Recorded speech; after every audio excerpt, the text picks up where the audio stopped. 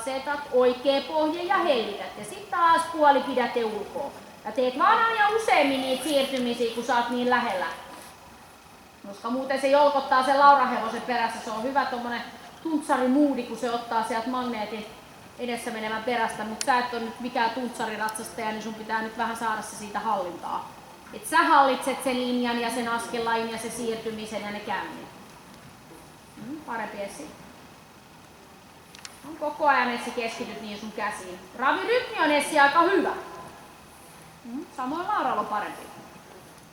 No, tähän suuntaanhan se on paremmin Laura myöskin suora niin kuin sen rungon kanssa. Tässä suunnassa se vasen takajalka on paremmin mukana.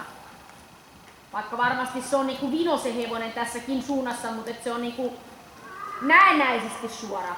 Toisessa suunnassa se on koko ajan takaosa vasemmalla. Mutta silti sä tarvitset vasemman pohkeen. Sä et saa unohtaa sun vasenta jalkaa. Et sä niin kun ratsastat sen sieltä vasemmalta, kun se on selkeästi nyt kuitenkin vähän ongelmapuoli se vasen puoli, niin täytyy ratsastaa vasemmalta sitä aika selkeästi.